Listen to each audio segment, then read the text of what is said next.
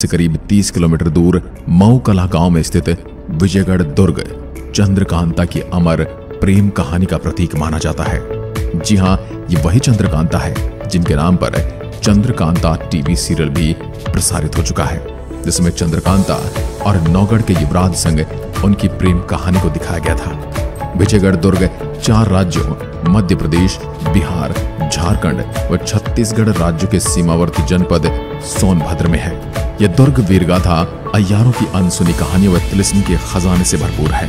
महाभारत काल से लेकर अंग्रेजों की गतिविधियों का साक्षी यह किला आज भी अपने अंदर कई रहस्य समेटे हुए है। तिलिस्मी विजयगढ़ दुर्ग का निर्माण 3वीं शताब्दी में किया गया था।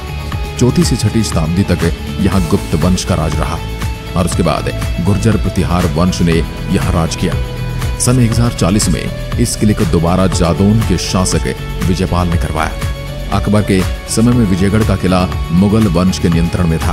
बाद में काशी नरेश ने इस पर अपना अधिकार जमा लिया था। काशी नरेश चैत सिंह इसके अंतिम शासक थे, जिन्होंने इस किले पर तब तक शासन किया था जब तक कि अंग्रेज भारत नहीं पहुंचे थे। दोस्तों, अगर आप इस किले की सैर करना चाहते हैं तो आपको खुद के वाहन से जाना होगा। वाराणसी से करीब 125 किलोमीटर दूर मौजूद इस किले तक पहुंचने के लिए आपको पब्लिक ट्रांसपोर्ट नहीं मिलेगा। आपको अपने निजी वाहन से जाना होगा या फिर किराए का कोई वाहन करना होगा। इसके आसपास पूरा जंगल है और इस किले तक पहुंचने के लिए 400 फीट की कड़ी चढ़ाई भी चढ़नी पड़ती है। विजयगढ़ किले में कई पुराने मंदिर और लाल पत्थर के खंभे हैं, जिनमें समुद्रगुप्त और विष्णुवर्धन के शिलालेख हैं। किला अपने शिलालेखों, गुप्त चित्रों, गुफा चित्रों, कई मूर्तियों और अपने 12मासी तालाबों के लिए प्रसिद्ध है। किले के परिसर में अंदर 4 तालाब हैं जो कभी नहीं सूखते। विजयगढ़ का आधा से अधिक क्षेत्र कैमूर रेंज की खड़ी और बीहड़ पहाड़ियों से ढका है। 2 टैंकों के बीच एक महल था जिसे रंग महल के नाम से जाना जाता था, जिसमें कलात्मक रॉक नक्काशी थी और इसे राजकुमारी चंद्रकांता का महल माना जाता था। यहाँ आस्था, रहस्य और रोमांच से भरपूर है। गंगा जमुनी तहजीब का प्रत्यक्ष प्रमाण यहाँ देखने को मिल सकता है। किले के अंदर मौजूद एक गुफा नौगढ़ और चुनार तक जाती है। कहा जाता है कि इन गुफाओं के अंदर तिलिस्मी खजाना छुपा हुआ है। लोगों की आस्था से भी इस किले की पहचान होती है।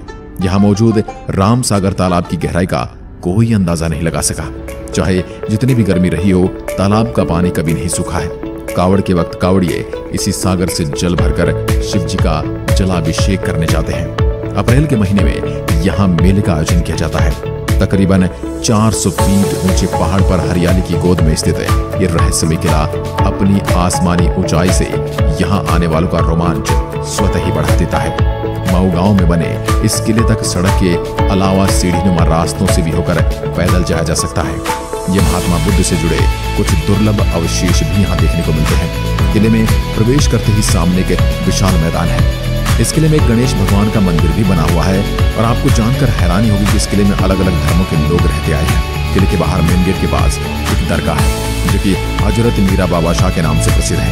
यहाँ दूर दूर से लोग चादर चढ़ाने आते हैं, जो कि आपको मूलतः हर किले के बाहर मिल ही जाएगी। दोस्तों, विजयगढ़ की राजकुमारी की प्रेम कहानी भी काफी ज्यादा मशहूर है, जिन्हें नौगढ़ के राजकुमार कुंवर प्रेम से प्रेम था और इन दोनों की प्रेम कहानी काफी ज्यादा प्रसिद्ध है। विजयगढ़ के राज दरबार में शामिल क्रूर सिंह की बुरी नजर चंद्रकांता पर थी और वह उनसे विवाह करके विजयगढ़ की गद्दी पर बैठना चाहता था, लेकिन अब उसको अपने इस मकसद में कामयाबी नहीं मिल पाई तो विजयगढ़ छोड़कर चला गया और चुनारगढ़ पहुंच गया। क्रूर सिंह ने चुनारगढ़ के राजा शिवदत्त के साथ मित्रता कर ली। उसके बाद उसने राजा को बताया कि वह किसी भी सूरत में विजयगढ़ की रानी चंद्रकांता को हासिल करना चाहता है। क्रूर सिंह के कहने पर शिवदत्त ने चंद्रकांता को पकड़ लिया और जब चंद्रकांता ने वहां से भागना चाहा तो उन्हें एक तिलिस्म में कैद कर दिया। जिसके बाद नौगढ़ के राजा कुंवर वीरेंद्र सिंह ने अय्यारों की सहायता के साथ शिवदत्त से युद्ध किया और उन्हें चंद्रकांता को मुक्त करवाया था। अगर आप विजयगढ़ में वर्तमान समय में रानी चंद्रकांता के महल को देखते हैं तो यहाँ आपको पत्थर और झाड़ी के अलावा और कुछ दिखाई देने वाला नहीं है, जिसके हालात बहुत खराब हो चुके हैं। हालांकि आप यहाँ कई जगह पर खूबसूरत से बनाए गए आर्ट्स डिजाइन को देख सकते हैं। वहीं इसमें फूलों की नक्काशी भी की गई है। साथ ही महल की दीवारों में कुछ खाने बने हुए हैं, जिसमें या तो कुछ चीजें रखी जाती होंगी या फिर इन्हें दीपक रखने के लिए बनाया गया होगा। आज इस महल की हालात इतनी खराब हो गई है कि पेड़ों की जड़ें भी इसकी दीवारों में घुस गई हैं। महल के चारों तरफ गेट हैं जिस पर सुंदर कलाकृतियां दिखाई देती हैं। इसके नीचे टूटे हुए हिस्से को देखकर यह अंदाजा लगाया जा सकता है कि या तो ये युद्ध के दौरान टूट गए होंगे या फिर कुछ इसकी देखरेख न करने की वजह से अपने आप टूट गए होंगे। चंद्रकांता के महल के अलावा यहाँ बारादरी भी है जो पूरी तरह खंडहर में तब्दील हो चुकी है। यहाँ से कक्ष भी बने हुए हैं जिन्हें राजा महाराजा के समय में इस्तेमाल में लाया जाता था।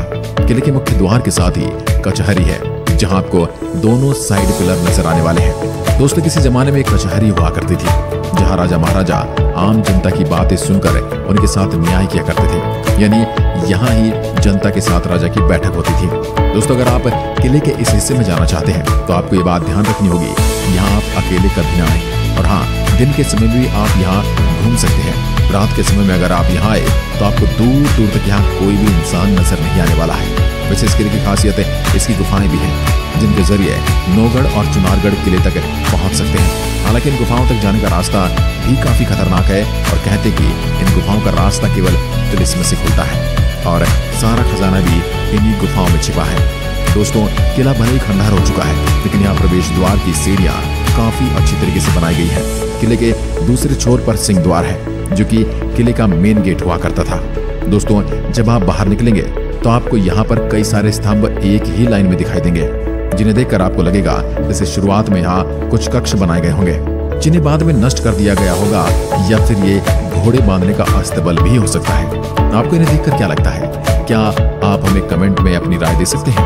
वर्तमान में इस दुर्ग की स्थिति बहुत खराब है, मगर गुप्त गुफाओं में उकेरे गए शिलालेख और नक्काशी यहाँ आने वाले पर्यटकों का ध्यान अनायास ही अपनी ओर खींच लेती है, जो इसके इतिहास को बयां करती है, साथ ही इसके रखरखाव पर एक बड़ा प्रश्न चिन्ह भी लगाती है कि क्यों आज की सरकारें इनकी अनदेखी कर रही हैं, क्यों हमारी धरोहर यूं टुकड़े टुकड़े होकर बिखरती जा रही है। फिलहाल इस किले को संरक्षित करने की जरूरत है क्योंकि जिस तरह से विजयगढ़ का किला खंडहर में बदल चुका है, इसे देखकर तो ये लगता है कि आने वाले कुछ सालों में ये टूटकर पत्थरों का ढेर बन जाएगा और हो सकता है कि फिर यहाँ पर लोग कब्जा करना भी शुरू कर दें, जैसा कि बहुत सारे किलों में देखने को मिलता है। दोस्तों, क्या आपने भी किसी बेजान और किसी खंडहर नुमा किले या महल की यात्रा की? तो हमें कमेंट में लिखकर जरूर बताएं, उस जगह का नाम बताएं ताकि हम